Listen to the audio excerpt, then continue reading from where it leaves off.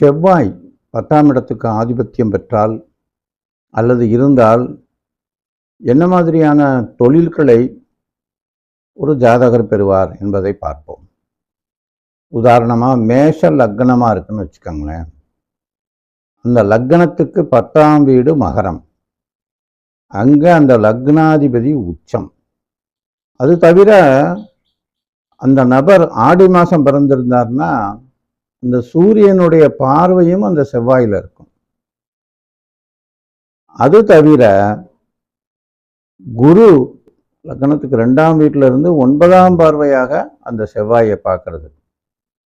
இது மாதிரி அமைப்பு அப்படியே அம்சத்தில் வருதுன்னு வச்சுக்கோங்க. அதாவது அசுபதி 1ஆம் பாதத்தில் மேஷம் அம்சத்தில் அப்படியே மேஷ லக்னமாகவே வரும். இந்த 2ஆம் இடத்துல குரு இருக்கு இல்லையா, அது ரோஹிணி 2ஆம் பாதம்னு இருக்குன்னு வச்சுக்கோங்க. அம்சத்தில் அதே ரிஷபத்தில் தான் அந்த குரு வரும். அதே மாதிரி சூரியன் ஆடி மாசத்துல பிறந்ததா இருந்தாலும் புனர்பூசம் 4ஆம் பாதத்தில் அந்த சூரியன் இருக்குன்னு வச்சுக்கோங்களேன், நவாம்சத்துலேயும் கடகத்துல தான் சூரியன் வரும். அதே மாதிரி செவ்வாய் 10ல் இருக்கக்கூடியது உத்திராடம் 2ஆம் பாதத்தில் இருந்தால் அந்த 10ஆம் வீட்டில் ஒரே மாதிரி நவாம்சத்துலேயும் வரும். இதை ஒரு வர்க்கோத்தம பலம் அப்படின்னு சொல்லுவாங்க. இது எல்லா கிரகங்களும் ஆட்சி உச்சத்திற்கு சமம், அந்த அளவுக்கு வலுவான பலன்களை தரும் அப்படின்னு சொல்லுவாங்க.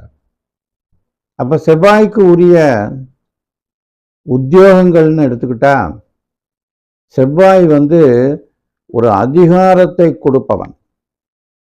இந்த குரு பார்வை இருக்கிறதுனால எந்த வேலையில் அவர் இருந்தாலும், ஒரு போலீஸுக்கு போய் வேலை செஞ்சாலும் அதில் ஒரு இன்ஸ்பெக்டராக இருப்பார், அல்லது ஒரு டிஐஜியாக இருப்பார், அல்லது ஒரு டிஜிபியாக இருப்பார், அல்லது ஒரு எஸ்பியாக இருப்பார்.